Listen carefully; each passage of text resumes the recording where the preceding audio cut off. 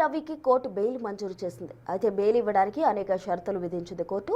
రవి వెంటనే పాస్పోర్ట్ను డిపాజిట్ చేయాలని, అనుమతి లేకుండా విదేశాలకు వెళ్లకూడదని కండిషన్ పెట్టింది.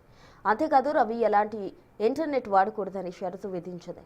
ఒకవేళ వాడాల్సి వస్తే పోలీసుల అనుమతితో మాత్రమే వాడాలని కోర్టు సూచించింది.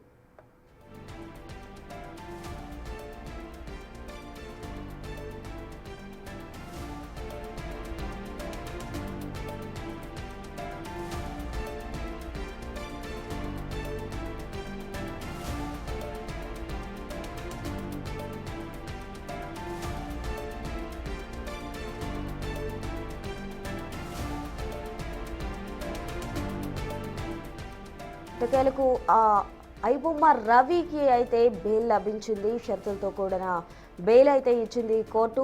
పాస్పోర్ట్ను కోర్టులో డిపాజిట్ చేయాలంటూ కోర్టు ఆదేశించింది. మరోవైపు అతను ఎటువంటి ఇంటర్నెట్ను కూడా యూజ్ చేయకూడదంటూ కోర్టు ఆదేశాలు జారీ చేసింది.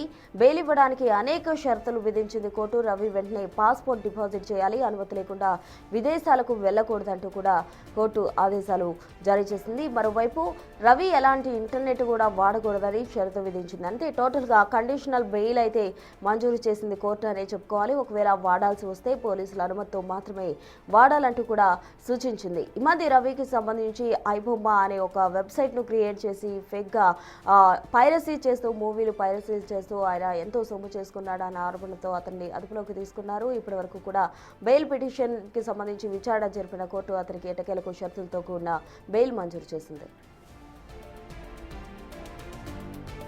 ఇదే అంశానికి సంబంధించి పూర్తి వివరాలు మా ప్రతినిధి పాపన్న లైవ్ ద్వారా అందిస్తారు. పాపన్న, చెప్పండి, ఎట్టకేలకు ఈ మంది రవికి అయితే బెయిల్ మంజూరు చేసింది కోర్టు. అయితే కండిషనల్ బెయిల్ ఇచ్చినట్టుగా కూడా తెలుస్తుంది. ఏమేమి కండిషన్స్ పెట్టడం జరిగింది? ప్రస్తుతం సుమారు 90 రోజుల పాటు కూడా పోలీస్ కస్టడీలో ఉన్న ఇమ్మంది రవి అలియాస్ ఐబొమ్మ రవికి కూడా నిన్న హైకోర్టు కండిషనల్ బెయిల్ అయితే ఇవ్వడం జరిగింది. ఈ కండిషనల్ బెయిల్ని చూసుకున్నట్టయితే అదే ఈ ఒక 5 కేసులు కూడా పైరసీ చేస్తున్నట్టు ఇమ్మంది రవి మీద తెలంగాణ పోలీసులు అయితే కేసు నమోదు చేశారు. ఈ 5 కేసులకు సంబంధించి కూడా బెయిల్ రావడం జరిగింది.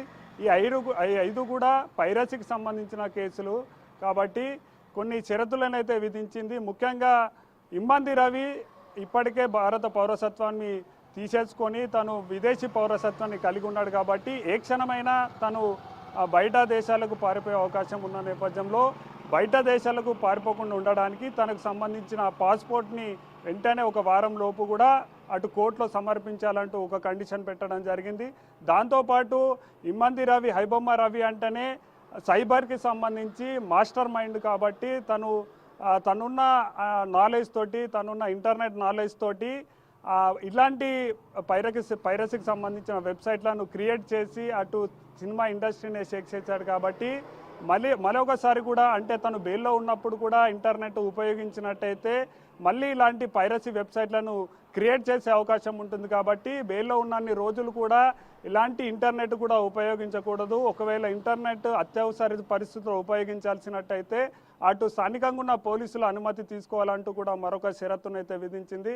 దాంతోపాటు తను విదేశాలకు వెళ్ళకూడదు, తను ఇంటర్నెట్ వాడకూడదు, తనకు సంబంధించిన పూర్తి సమాచారం తన ఏ ఫోన్ వాడుతున్నాడు, ఏ మెయిల్ వాడుతున్నాడు, ఎలాంటి ల్యాప్టాప్ వాడుతున్నాడు, ఇవన్నిట్లను కూడా స్థానికంగా ఉన్న పోలీసులకైతే సమాచారం ఇవ్వాలి. దాంతోపాటు ఒక 25,000 రూపాయల పర్సనల్ బాండ్ను కూడా పోలీసులకు సమర్పించాలి. దాంతోపాటు ఒక 2 షూరిటీలు కూడా అటు ఇమ్మంది రవి తరఫు నుంచి అయితే పోలీసులకు షూరిటీ కూడా ఇవ్వాల్సి వస్తుంది.